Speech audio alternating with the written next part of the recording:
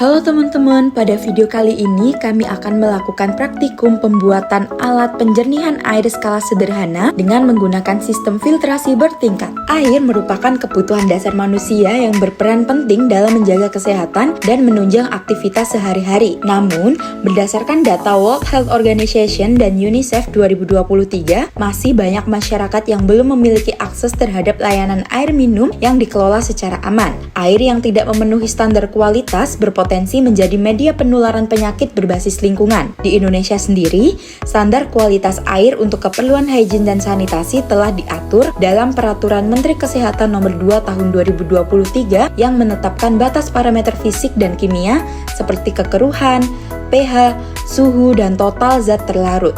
Oleh karena itu, diperlukan upaya pengolahan air yang sederhana dan mudah diterapkan.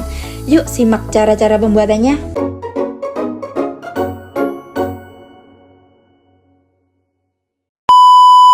Oke teman-teman, tahap pertama adalah menyiapkan seluruh alat dan bahan yang diperlukan, yaitu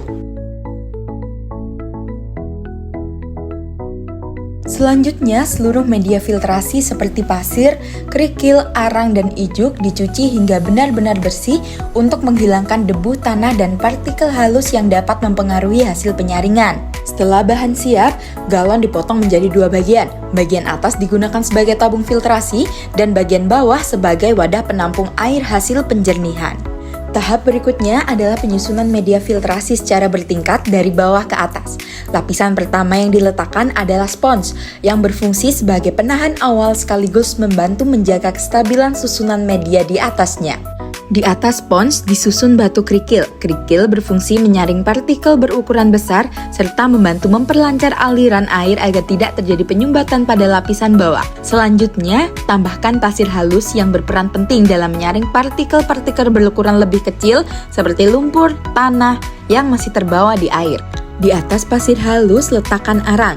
Arang ini berfungsi sebagai media adsorben yang mampu menyerap bau, warna, serta sebagian zat terlarut dalam air. Kemudian disusun kain furing sebagai lapisan pemisah tambahan. Setelah itu tambahkan pasir kasar yang mampu menyaring partikel tersisa dan mendukung proses filtrasi secara bertahap. Di atas pasir kasar disusun kembali lapisan spons dan terakhir letakkan ijuk sebagai lapisan teratas. Ijuk ini berfungsi menyaring partikel ringan yang masih terbawa serta meratakan distribusi aliran air agar proses filtrasi berjalan lebih optimal. Setelah seluruh media tersusun dengan baik dan cukup padat namun tetap memungkinkan air mengalir, alat penjernihan air skala sederhana siap digunakan dan diuji efektivitasnya. Tahap selanjutnya, menyiapkan sampel air keruh, kemudian menuangkannya secara perlahan ke dalam tabung filtrasi. Air dibiarkan mengalir melewati setiap lapisan media hingga keluar sebagai air hasil penjernihan. Proses penyaringan dilakukan secara berulang untuk melihat penurunan tingkat kekeruhan dan peningkatan kualitas air hingga mendekati standar baku mutu air bersih yang berlaku. Setelah proses penyaringan selesai dilakukan, tahap selanjutnya adalah melakukan uji parameter kualitas air terhadap sampel air keruh dan air hasil penjernihan. Pengujian dilakukan menggunakan turbidimeter untuk mengukur tingkat kekeruhan serta alat multiparameter untuk mengukur pH, suhu, DO, dan EC. Pengukuran dilakukan pada air sebelum penjernihan dan setelah penyaringan bertahap sehingga dapat dibandingkan perubahan kualitas air yang terjadi.